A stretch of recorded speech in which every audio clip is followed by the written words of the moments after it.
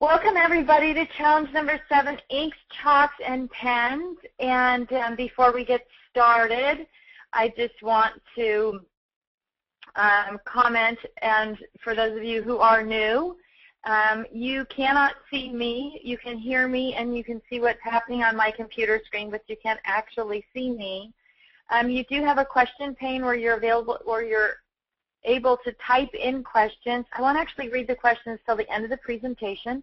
I may answer them through the presentation, but please do type them in as you think them up. That way, if I don't cover them, you won't have forgotten them. And chances are, if you have a question, somebody else has that same question as well. Or you might not have that same question now, but it'll pop up for them later. So if you share your questions with us, it's appreciated by everyone. So with that, let's go ahead and get started with challenge number 7. And of course, our first order of business is to announce this week's winner, Toby Shepard. And I'm not going to read you Toby's whole progress post here, but I thought what was important about her post is that she was moving through things and doing as much as she could do and staying focused, and made a conscious decision not to let herself get overwhelmed by the stuff that was out of sight and sort of leaving it out of sight, out of mind. And you've heard me all the way through this challenge talk about the importance of not getting overwhelmed. And so making decisions where you say to yourself consciously, hey, if I try to take that on right now, it's going to distract me or it's going to become overwhelming. And once you get overwhelmed, you shut down. So way to go, Toby, for being conscious and making that decision. And for the rest of you who sometimes feel like, it's getting overwhelming, don't be afraid to say, hey, I'm not going to take that on right now. I'll be overwhelmed. I'm just going to stick with this little project that I'm working on. And that's really kind of the key, and one of the reasons that we keep teaching the class and post the class so that you can avoid being overwhelmed and just work a little at a time. So congratulations, Toby. Toby gets a $25 Scrap Rack gift certificate, and we will get that out to you today or tomorrow. And if you don't hear from us, please feel free. That means we might have trouble with your email or whatever.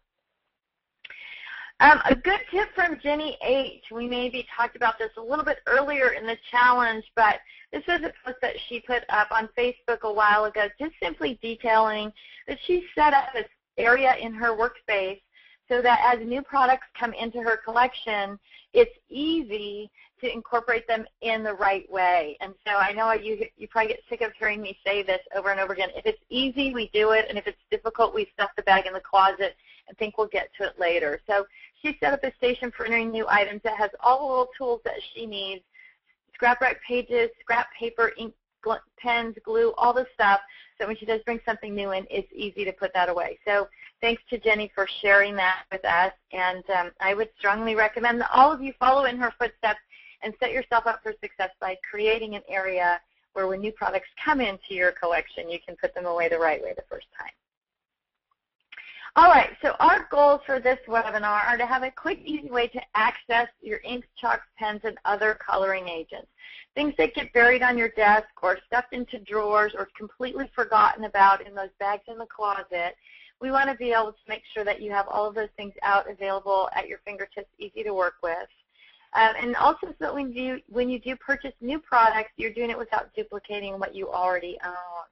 And you'll find that this webinar just builds on the same sort of strategies we used in the last webinar for cataloging things that are bulky and hard to contain or weird, awkward shapes. So same sort of challenges exist here, different sizes and shapes, a wide variety of products.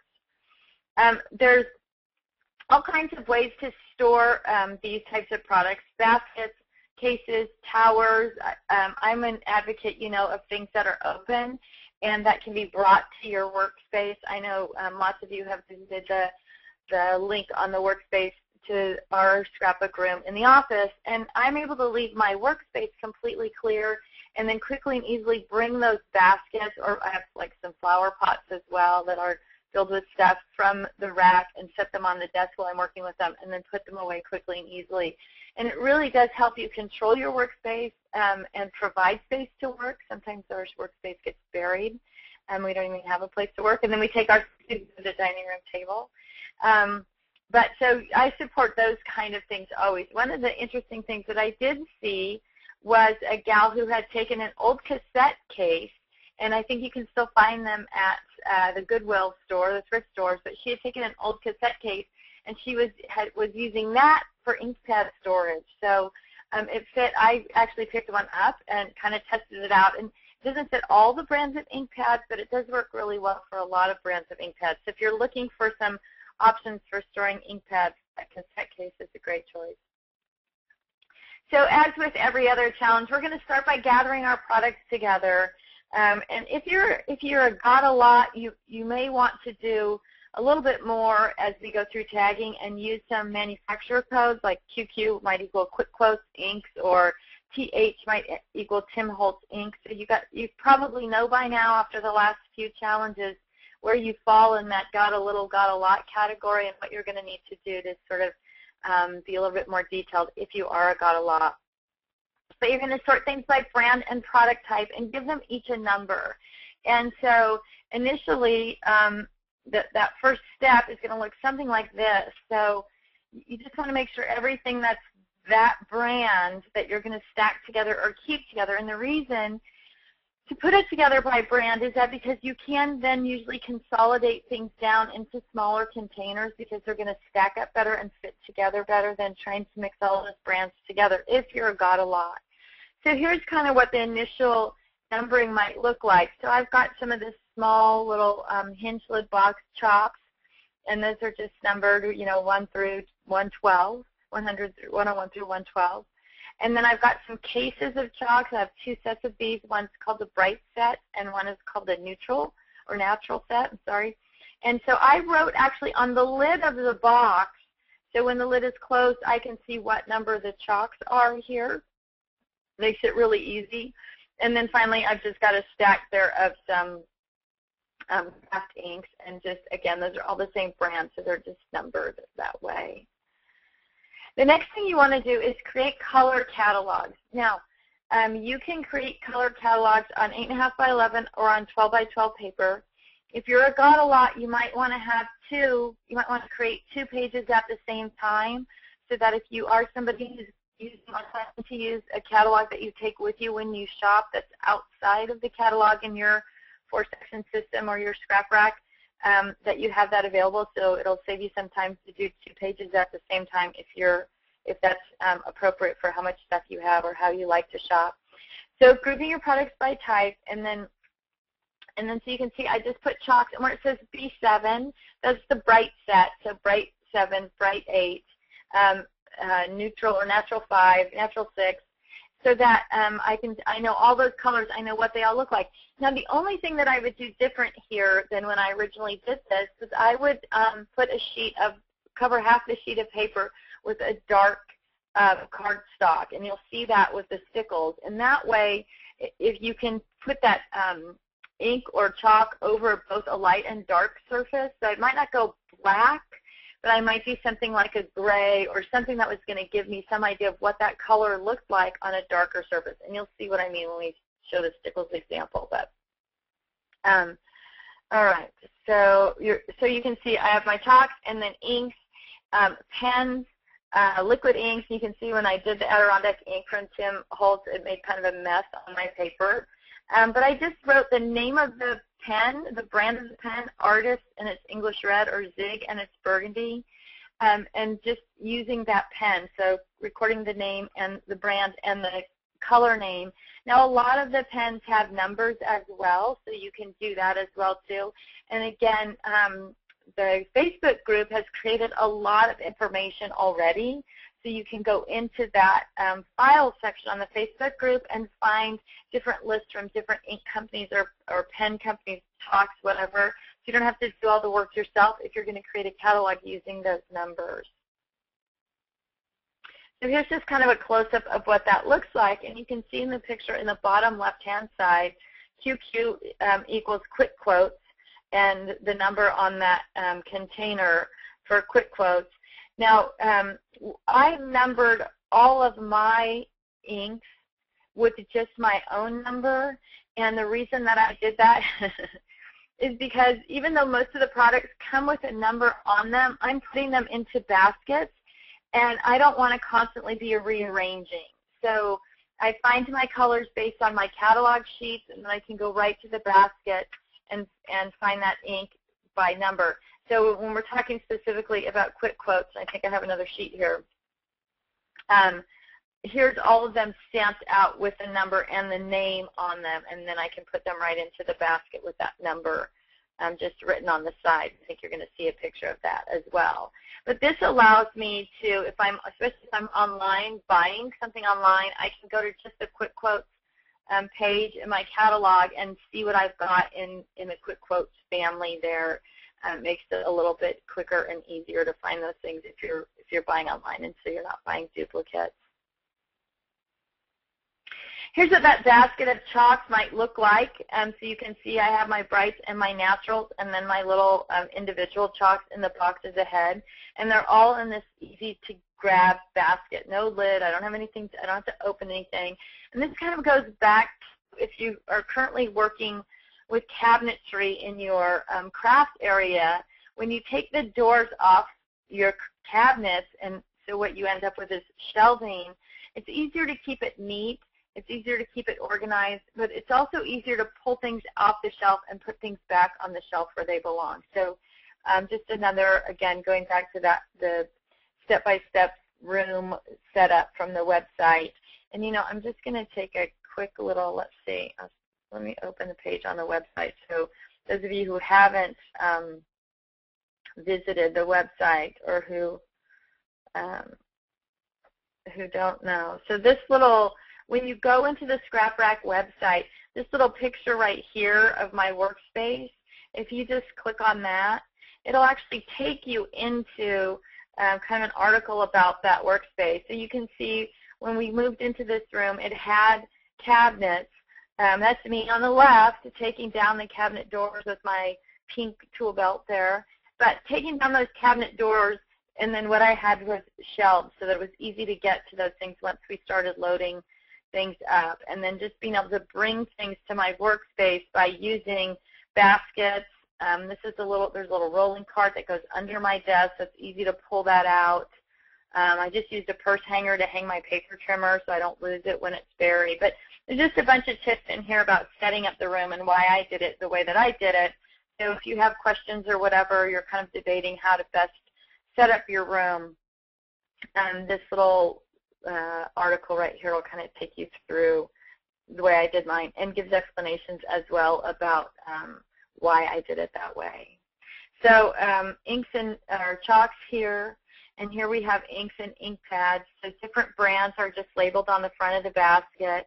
The baskets are pretty small, so they're easy to bring to my work table, to pull off the shelf and bring to the work table, so it makes it really simple. Now you can do the same kind of thing with the drawers from your Iris card or whatever. It's nice, the smaller the containers are, the easier it is to sort of stand things up or stack things up or condense them down. So you might need some dividers or something in there to make that happen, but it does work really well. So if you're a got a little and you don't have tons of things, it might be best for you to sort your things into baskets or some sort of container just based on color, so that if you are going to work with red or whatever, you could go right to that red basket and bring the whole basket of red to the table. So you'd have pens and inks and chalks and pencils and all that stuff for red right there at the table. So depending on who you are, the storage is going to vary, right? Do you have hundreds and hundreds of inks and you need to keep them all together, or are you kind of got a little that just sort of focuses on color groups this way? So a couple different options there. This is what I was talking about with the stickles idea, and this was posted by Lil Dexter. She's a participant in the Get Organized Challenge a while ago. And so you can see with this, what she did was put that black line, and then all the colors of stickles are listed there, and then she just used her stickles to draw across both the dark and the white. And that gives you a really good idea of what that color is actually going to look like when you use it on a dark color versus a light color. So anywhere you could apply this concept, as I was saying, with the chalks and the inks page. Now, stickles obviously show up really well on black, but if you're using it with chalks and inks, you may just want to go, like I said, a gray or a dark neutral tan or something like that, just so you kind of get that gist of how is that color going to look on something other than a white page. So a couple of different ways that you can store different products that we're talking about. Now, I mentioned some things in the beginning. I know some of you love the stickle sort and store, so this is just an easy-to-use container that holds your stickles upside down. And the nice thing about this is if you don't need that lid over the top of them, you can turn that lid over next to it and use it for other items, right? So you could stand up stickles bottles in the lid as well next to it. So when you get 3 of the I don't know, the sorters, and they all have a lid on them. So that lid kind of serves dual purpose if you're not using it to put over the top of your stickles. Getting your markers under control. This is a marker manager, and it'll hold up 24 pens that are 1/2 inch in diameter.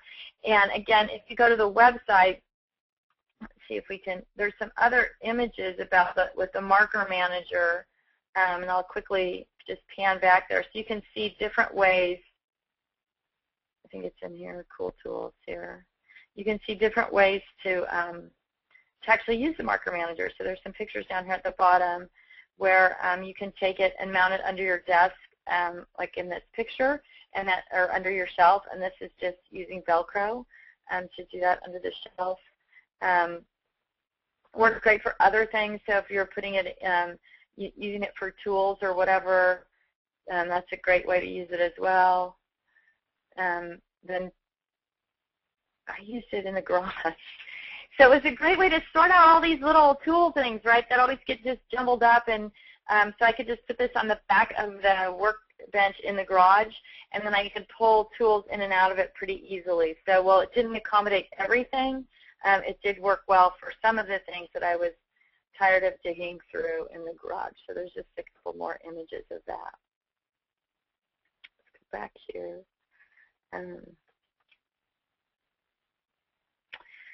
So some other options and ideas. Get the product list or grids from the manufacturers. And as I mentioned, there's a lot of this stuff has already been done for you by people who've participated previously in the Get Organized Challenge. So there are lists for different brands like Sukaneko and Copic markers already posted on the Facebook page. So another good reason to be a part of the Facebook group. Even if you're not a Facebooker, like you can keep your profile fully private and then just lurk around in the group to find the information that you need. So I know some people can't for reasons like job reasons be a part of Facebook, but get one of your kids or someone else in your family and let them come and lurk around, and you can still get the information. Check the Get Organized Challenge Facebook page for the docs folder on the right side. And actually, this I should have changed this. It's no longer called the docs folder. It's now called Files, and it's at the top. So if you can't find it, just put a post-up that says, hey, I can't find it, and somebody else in the group will point it out to you. But it's now called Files, and it's on the top. So it's easy to find. All right, so this week's challenge is to decide on and, if necessary, purchase a storage tool, baskets, clamshells, towers, old cassette case, whatever you need to get those things organized. Gather all of your coloring agents together by type and brand. Create catalog sheets by color and create catalog sheets by manufacturer if you've got a lot. And then post your progress. And I just want to take one step back. Right? Some of you may be new to crafting or scrapbooking or whatever.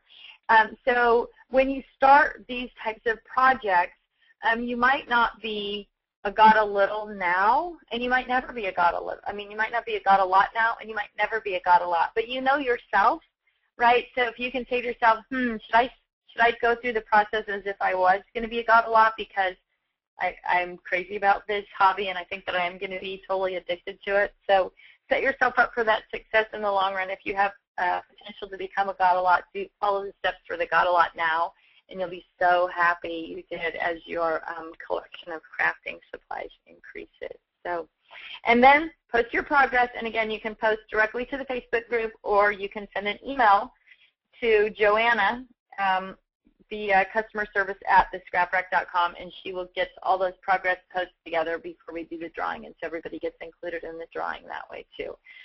So I'm going to go ahead and open up the question pane here and answer any questions that y'all might have. So let's get started.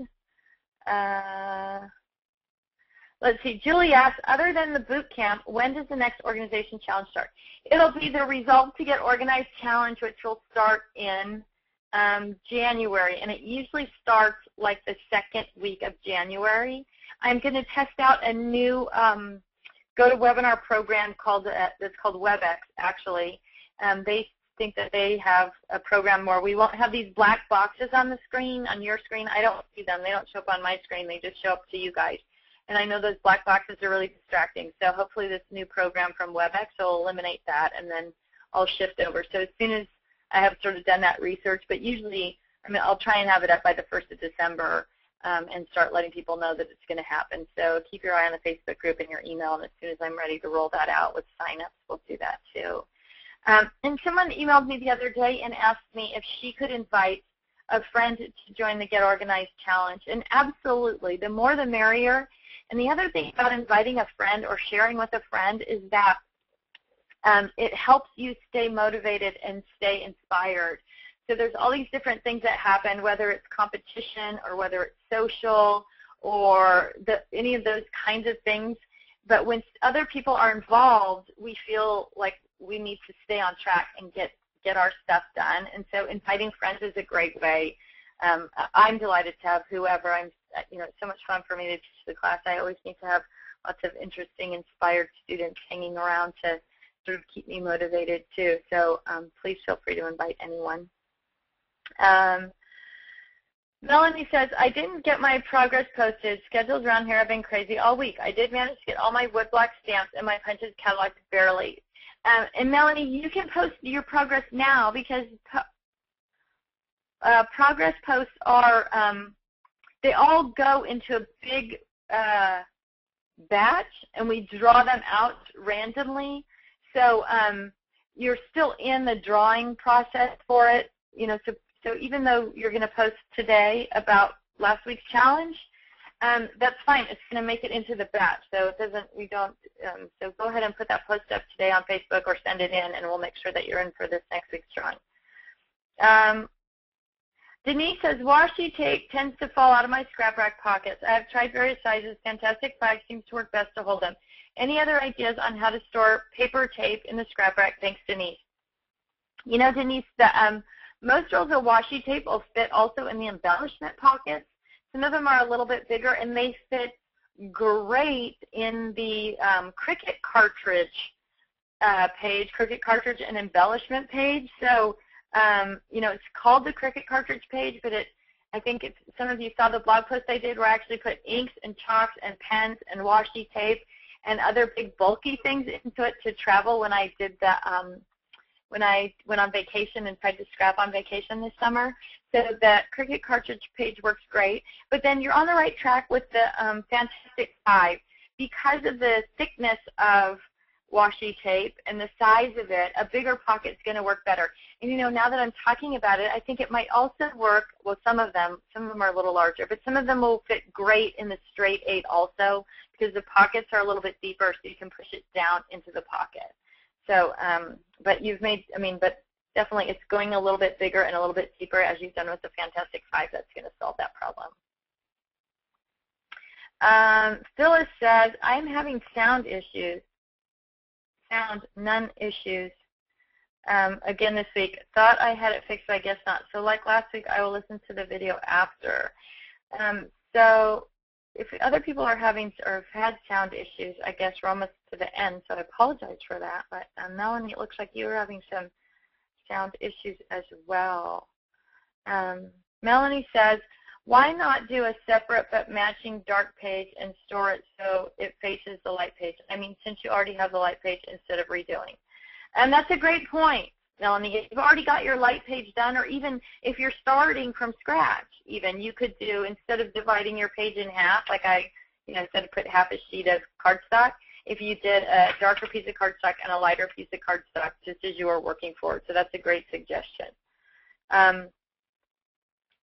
And Melanie also comments the local dollar store has those lots of great little plastic baskets that are easy to use. Dee Dee says, love the basket labels, so easy to change as needed. Yes, that's exactly why they are that way. And one of the things I love about those baskets, Dee Dee, is that I can change the labels on them just by cutting a new strip of paper and feeding it through there. So really sort of a handy-dandy way to do that. Juliet says, hi, Tiffany. After 3 challenges worth of purging and organizing, my rack is organized but full. I recently got a few new things and realized that there is no room in the rack.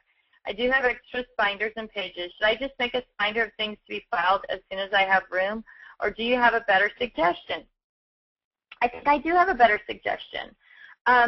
Choose the sections on your rack that you're least likely to use, or that you use the least, and just store those sections on a shelf. So let's say Christmas, right? If you're not working on Christmas cards or Christmas pages, you probably don't need Christmas on your shelf, on your rack. But the rainbow you definitely want to have at your fingertips, right, all the time. And day-to-day stuff that you might be scrapbooking about, I don't know what your life is like, but for me, my kids do a lot of sports and school activities, so those are things that I'm constantly sort of working with, or that they're working with for projects or whatever. So I want those on my rack. I'm going to pop back here and see if I can. I'm going to go to the photo gallery here and show this picture. Okay, so do you see this picture in the, I'm not sure with my, this picture here, this is a gal who's kind of in that same, well, she's in that same position times 50, I guess. Too much stuff for a single base unit, but all she has room for is a single base unit. So she has all of her, binders on this grid wall, this grid system, and a shelving system. And all she's done is taken the extra shelves and put them in between. So, you know, if you buy these racks at Target, and we're going to have them on the website, actually. We're going to sell the individual grid panels so you can build the system exactly like you want it. But you can get them at Target or Walmart also. And she's just got the extra binders on that shelf right there. So take the binders that you're not going to use very often if you don't have room for another base unit, and you can just line them up on a shelf like this and then pull out the ones that you're actually going to put. I hope that helps. Whitney says, I really like the idea of organizing everything in color. I don't have tons of stuff, but I have tons of stuff. I don't have tons of stuff, but I have tons of stuff. Thanks for sharing this tip. You're so welcome. Kelly says, I was always told to lay inks and pens flat. I noticed that you had yours on their side. Do you have any problems with them when you open them to use? No, I didn't have any problems with them. And I think the technology of inks and ink pads and pens as well has come a long way. But what I'm really going to defer you to is the manufacturer on each individual product is going to tell you the best way to store that ink or pen or whatever. But for me, I haven't run into any problems. I haven't had anything dry out or pens not work or whatever. And I actually, store some pens horizontally instead of vertically, and I haven't had trouble with those either. The only real trouble I've had with dried out stuff is just stuff that's old and never been used, or the lid was left off it, or whatever it is. So Marion asked the same. I have been told to stack my ink pads upside down horizontally. Yours are stacked vertically. Do you have any problems? So I guess I just kind of answered that question. Madeline says, I am a got a little, went to the dollar store and bought pencil pen trays and used in an office desk drawer and used them in the same way. They stack for different colors and mark colors on the outside of the tray, so when stacked, I know what is what. So perfect, a perfect way to do it, especially if you're got a little. Just don't put your hands on those little trays or little baskets or whatever quickly and easily, marking them so it's easy to see on the outside what's in each one. All of those steps are going to make it easier not only to use your product, but when you're done using it to put it away, or when you buy new things to put it away. So you're right on track, Madeline. Good job. Vicki says, is anyone else having audio problems? I keep losing audio. So I'm so sorry for the audio. I have like 3 people who've commented on that. So hopefully it's recording better, and when the recording posts, you'll be able to hear it clearly. Libby says, just wanted to know that I'm so excited to be given an assignment that involves buying storage tools. Woo! I can't wait to head to Walmart and Dollar Tree. Have a great time, Libby. Don't overdo it. Go with the list. Know how many you need, so that you don't buy too many, or that you don't buy enough, because nothing's more frustrating than getting 6 of something that you love and then realizing you needed a 7th and you go back to the store and it's not there. So do a little inventory, have an idea, have a plan. Shop with intention, right? That's my mantra for you all. Shop with intention, so know what you're buying and why you're buying Paula Alexander says, Tiffany, please explain boot camp. I missed that part. Boot camp is 3 classes that are going to happen in November. They're hardcore, get organized classes. They're condensed versions of what we've been doing in the Get Organized Challenge. I've sort of packed down the most vital information into 3 classes. The first one is called Basic Training, and it's just, the basic principles of organization. We're going to start with paper in that very first one. And the second one is called the Obstacle Course, navigating through, bumpy, bulky embellishments. And the third one is called Above and Beyond, and it is how to handle all these things like stamps and punches and Cricut cartridges. So it's going to talk about all the things we've talked about in the Get Organized Challenge in a little bit more concise, sort of tightened down class for people who don't have time to do the whole 8-week challenge, for people who need a reboot of getting organized, and mainly because always right before Christmas we do a shorter version of classes so that, once we get into December, end of November, early December, people just have so much going on that expecting people to actually find time for themselves to get their stuff organized doesn't really happen. So that's why we kind of end them in November as well.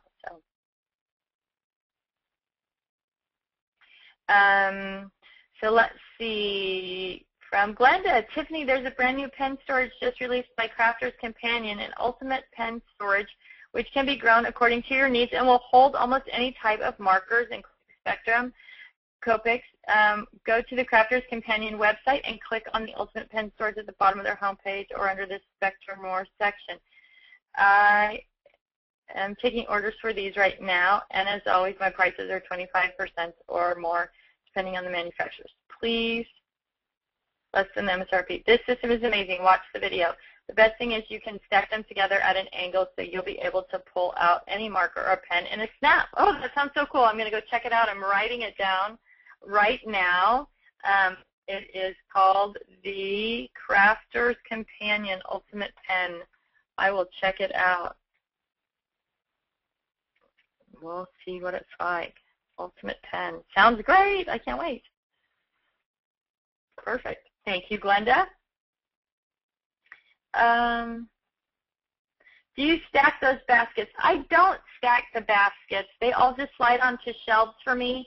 And these particular baskets are not designed for stacking. Some of them have like the way the plastic is molded, they're designed so that you can stack them on top of each other. These baskets don't stack. But that's an excellent point, Diane, and thanks for bringing it up. Something to keep in mind when you're shopping, make sure if you need stacking baskets, that the baskets you choose actually do stack. Don't assume that they're going to stack or vice versa. So thank you for that quick reminder. Mine do not stack. They're super cheap, $1.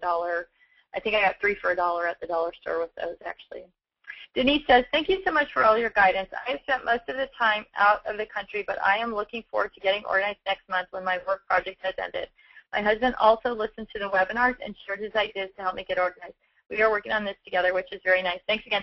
You're so welcome, Denise, and thank your husband so much for joining you in this. It is so much easier. I know we talked about in the beginning webinars about getting the buy-in, and if there's people in your life that can help you and are willing to help you, it makes it a lot easier. So kudos to you for marrying such an amazing man that he's willing to help you organize all your craft supplies. I was going to say something else. That wasn't going to be a very good word. Okay, Anna says, I only have room for a single base unit too, so I store full spiders in the paper storage rack.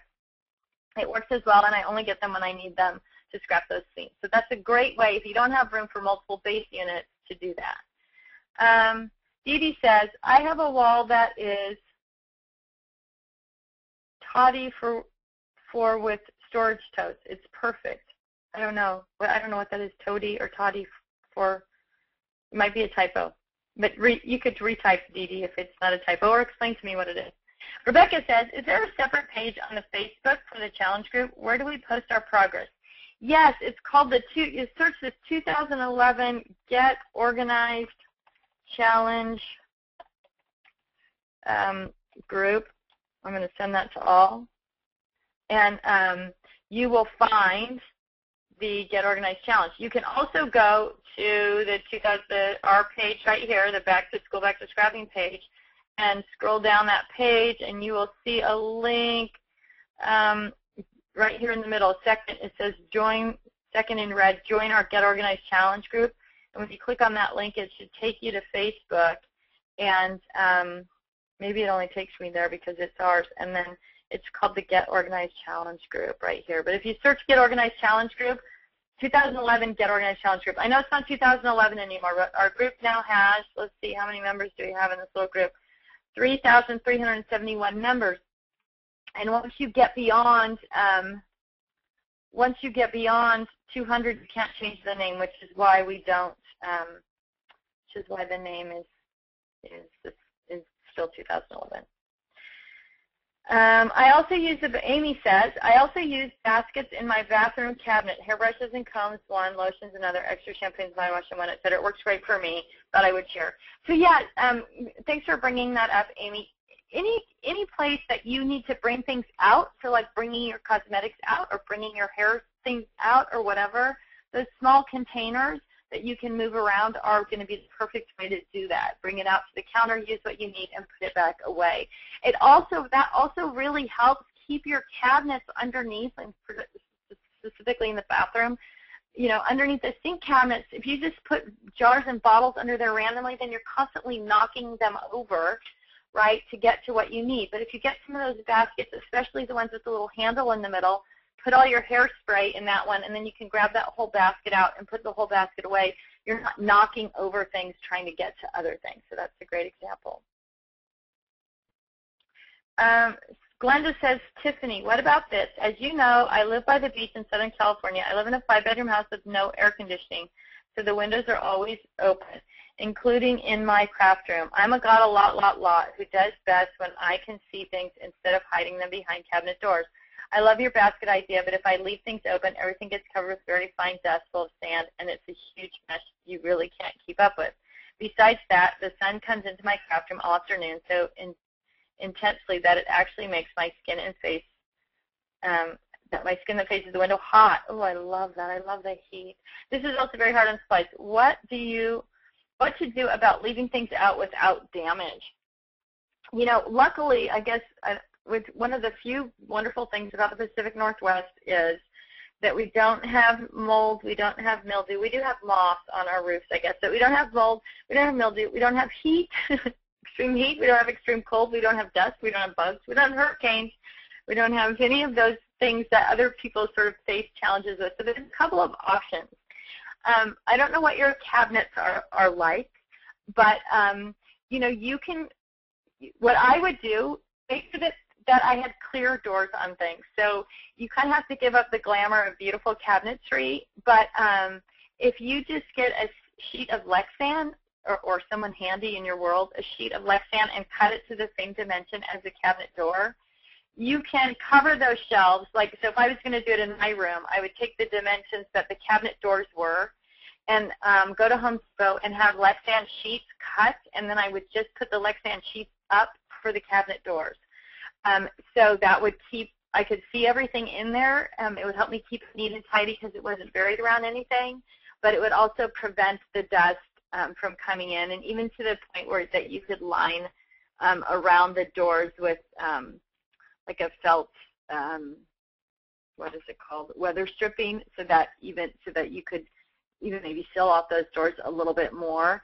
But more than anything, I would just say clear things with lids. If you have to keep things covered for those kind of reasons, go with things that are clear and very visible, and also things that are easy to remove. So even if, depending on what you've got going on financially, whatever, if you can't create these clear cabinets, even using something like a clear shower curtain to cover over open spaces, so that you can just pull that shower curtain back when you're using it constantly, when you're in there for crafting continuously, and that when you're just crafting off and on, you can pull that clear shower curtain over the front of things. But you really want to maintain that visibility if at all possible. So someday I'm going to live in the desert, Glenda, and then I'll face a whole new bunch of challenges with heat and dust, and I'll have to come up with some really great strategies for that. And it's not going to be that much longer. My youngest son is a freshman in high school this year, so when he heads off to college, I'm heading for the heat of this desert like a lizard. Juan says, should I separate paper by weight? I have from flimsy to thick club scrap cardstock. No.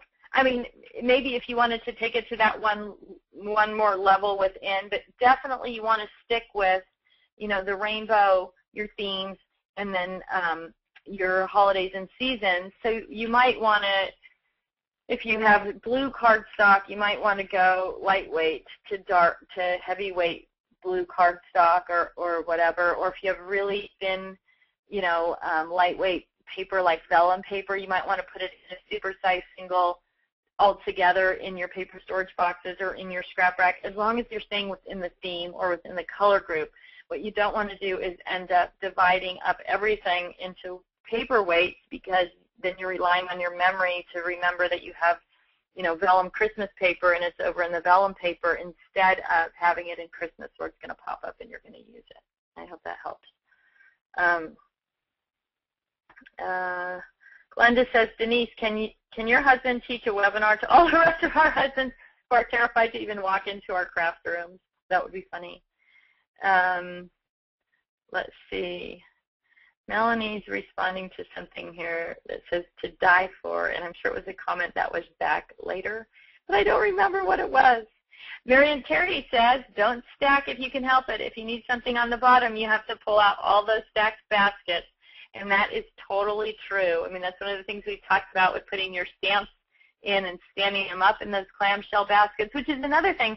I didn't really talk about the clamshells also. If you're using those clamshell type containers, you want to be able to stand them up, but you can put your red pens and inks and chalks and all that stuff in one of those clamshells, label it red, and stand it up on a shelf. But Marion is absolutely right. Once you start piling things on top of things, then you have to remove those things on the top to get the thing on the bottom, and it's no longer easy. So it's better to put in another shelf and slide those baskets in and slide them out rather than to stack things up if you can avoid it. Libby says, loving my photo boxes. I'm frugal, so I'm using large line Post-it notes to make my notes for the front of the dividers and photo files, and that works great. Libby says, again, laugh out loud, just got so confused. I couldn't figure out why my Facebook just popped up. Oh, that was my Facebook. How funny. Melanie says, small laundry baskets work great under the kitchen sink. Oh, good idea, too. The same thing under the kitchen sink that we just talked about under the bathroom sink, right? When you go to reach for something under the kitchen sink, you knock over everything slowly you're pulling it out. So there are those cool things that, like, slide out baskets that go under your kitchen sink, but if you don't have those, just putting like Melanie says, just putting a small laundry basket under there and pulling out all those cleaning supplies at one time and then getting what you need and pushing it back as opposed to knocking everything over. Marion says, maybe small curtains that you can open up when you are crafting and pull them shut when you leave the room. I had the same problem, much cheaper than Lexan. Yes, it is much cheaper than Lexan. And the other thing about the curtains is you can change them pretty inexpensively and pretty easily too. So if curtains are going to be enough to protect from light and dust, it's a great way. And you can change the look of your room pretty easily with them. Sandra says, can you send the website that was given by the listener who gave the information regarding the pen holder? Thank you. It's called, I'm not sure how this, Crafter's Companion Ultimate Pen Holder. So I'm going to send to all, so you should all get that. Let's see. Janice says, I, too, am a got a lot girl, and I need the majority of my storage to stack or stand on edge, etc. I really like art bin cases, really sturdy and very good protection for scrapbook items. Moisture and dust are never a problem. And they are, the art bin products are great products and very well made. And again, you can stand them up, so you don't have to stack things on top of each other. Glenda says, right now I'm using these clear things called magic drawers that stack, and you can pull any of them out and the rest of them stay. I currently have open shelving, but because of the sand and sun damage issues, I'm contemplating cabinets, trying to decide if I should stay with the system or switch to your basket idea. It sounds like the drawer system is very similar. Now, you might also, though, be able to take the drawers out of the drawer system and put them on shelves, if you're going to go with cabinets for that because of that light and dust. So drawers might work as the baskets on the shelf. If you decide to go that way, you might be able to reuse those. I'm not exactly sure what the drawers look like. Oh, Toddy, to die for. That's what. Oh, I get it, Melanie. Thank you. So Melanie had posted that comment that said Toddy, and I didn't know what that meant. And it's T-O-D-I, to die for. So thank you for clarifying that. I'm sure if I would have asked one of my children who are more hip with those sorts of terms, they would have been like, Mom, you're such a knucklehead. It means to die for. So it looks like we're at the end of questions for today. So Melanie says, it wasn't me that originally posted it, but I knew what I meant. See, other people out there, everybody knows that me. I'm in the dark with those kinds of things. So Glenda says you can also email her at GC. Here's Glenda's email, gcdorders@yahoo.com, and put ultimate storage or pen storage in the subject line, and she'll know what it means, and she'll get back to you with more. She said I have a typo. So so it should be gcporders@yahoo.com. Send to all. There you go. Hopefully that's right. gcporders@yahoo.com. Okay. All right, ladies. So JoJo says, I am very visual and just to see ways to put stamps directly into my 4-section system in storage boxes. And if I unmounted wood stamps, need to see how to store those too. So, JoJo, I'm going to do 2 things. One, suggest to you that you put a post up on the Facebook group asking people about how they store their stamps. And then also, if you go to the Learn tab on our website, you're going to get to this page right here, and there's this thing called Sweet Stamp Organization. If you click on that article, it's going to take you to some images about unmounted stamps and how to sort, store, organize those, and catalog them so you get a good visual on it.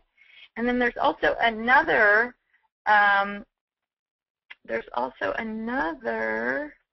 let's see, article in here, Punches, Stamps, Personal Die Cut System. So that's going to help a little bit, give you some more different ideas and images. And there's one more that I'm looking for here that it's not popping up. Paper storage.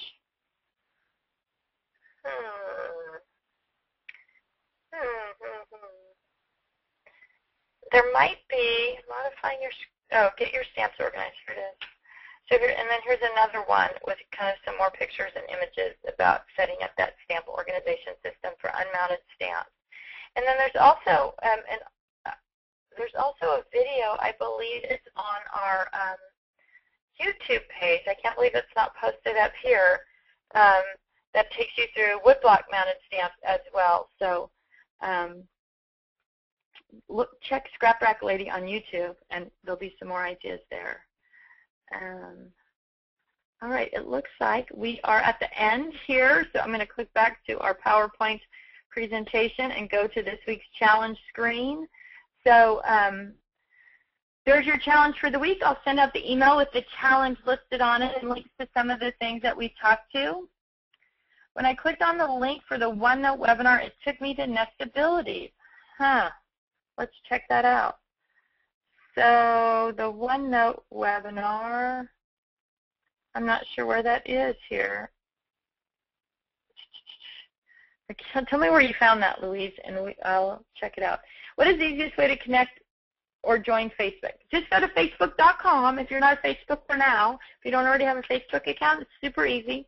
You just go to Facebook.com and sign up. And then search for us using the, in the search box, type in 2011 Get Organized Challenge. And if you can't find it, you can email customer service, and Joanna can help you with that as well. Libby says, so glad that you showed this. I just bought a Physics Big Shot and a bunch of spellbinders and and nestability. So, yeah, there's great ways to store those too. We don't get to talk that much about it, but there are articles on here and videos on here, and as things evolve, we add them. And so we don't usually take down the old ones either, and that's been called into question by, people have said, I read this and it's different than the newer one. And just as things evolve, like when we first started doing this, all people were using was woodblock stamps, so that's what we talked about. And the reason we don't take down those old articles is because people still have different tools that aren't even available now, and they still need to store and use them. So even though it seems like maybe there's some conflict, it's probably because when that article went up, the things that exist now didn't exist now, or it wasn't as developed, and yet we leave them up there because people still have those older things or are working with different situations where that information might be helpful to them. So there's all kinds of information out there, but nestabilities and spellbinders, easy to store. Let's see. Louise says, I can't find it quickly, but I will before next Tuesday. Perfect. Or send me a link or to wherever it is, and we'll see what the problem is. Louise says, thanks, Tiffany. I'm still loving the challenge. Good. I'm so glad to hear it. Melanie says, how about storing dry embossing stencils? So I would just put, I'm not sure if you're talking about brass stencils but I guess it doesn't matter. It doesn't matter what they are. They're going to go right in the section where you're going to use them, right? So if you look in my Christmas section, I have all my Christmas stencils right in Christmas. I have all my themes, whatever the theme stencil in with the theme. And then if you're talking about things that are pretty generic, like we talked about last week with stamps and punches that are embossing folders that are just shapes or designs or whatever, then those might all go together in that borders and design section or whatever it is. But you want to get them at your fingertips and get them where you can see them and catalog them the same way so that you know that you have them. I hope that answers your question. The little brass ones and even the plastic ones, yeah. So those can go right in, if you're using Scrap Rack, right into your 4-section system, into the storage pages. But if you're using other tools as well, you want to keep them with the things where you would most likely use them. Glenda says, for plastic dry embossing stencils, I put them in clear storage pages in a 3-ring binder. So the same thing, especially if you're using a Scrap Rack system. I don't know how big the templates are, but you can use 8.5 by 11. Anything that's a standard 3-hole punch is going to work in your Scrap Rack if that's what you're using. So putting them into those storage pages works great as well. Beatrice says, still working on my paper and have been bogged down. Really like the challenges and continue to work on my many things. Sometimes get overwhelmed and have to step back and just take one thing at a time. Still a long way from being organized. Beatrice, don't worry. You're on the right track. Slow and steady wins the race. And I don't know if you've heard us mention before, but there are lots of participants who've taken the challenge multiple times. So just keep pushing forward. Know that you have a good plan in place. Incorporate new things in the right place the first time. You'll be so impressed with yourself and how much you can actually get done.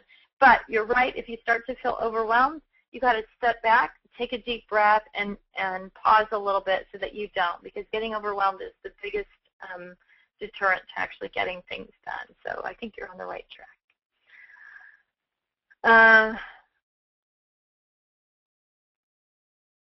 Glenda says, I will be moving my stencils over to a Scrap Rack system as soon as I figure out exactly the configuration to order for my God, a lot live. You're so funny, Glenda. All right, ladies. Thank you so much for joining me this week. Get your challenge going. Post it up and let us know how you're doing. And I forgot to talk about that. Oh, my gosh. I was blown away last night and this morning when I went on Facebook and saw all the work that people have accomplished. And then I had a whole bunch of progress posts that had come in via email, too, that Joanna put together for me. So, ladies, you rock. You, as a collective group, you got so much work done this week. I was so amazed and so impressed. So I just wanted to send out kudos to all of you for all the hard work. And it's so inspiring to me to read those posts on Facebook and see what people are actually getting done. So good job, and thanks for posting, and please continue to do that as it keeps you focused but motivates and inspires the rest of us as well. Glenda says, great Facebook post this week as well. Great to work with all of you. So awesome to have all of you on board. Have a great and productive and joyful week, and I will talk to all of you again next Tuesday at 10 for our final webinar of the challenge. And I'll just put information on the Facebook page, too, about the boot camp here over the next week as soon as I have the I haven't actually finished the training manual, what I'm calling it, for boot camp. So as soon as the training manual is done, I'll put a post up. And for those of you who have signed up and we're looking for the training manual, I'll post on Facebook and send it an email to everybody as soon as the training manual is posted so you can actually get the training manual and be ready to go with us. So have a great week, and I will talk to you all next Tuesday.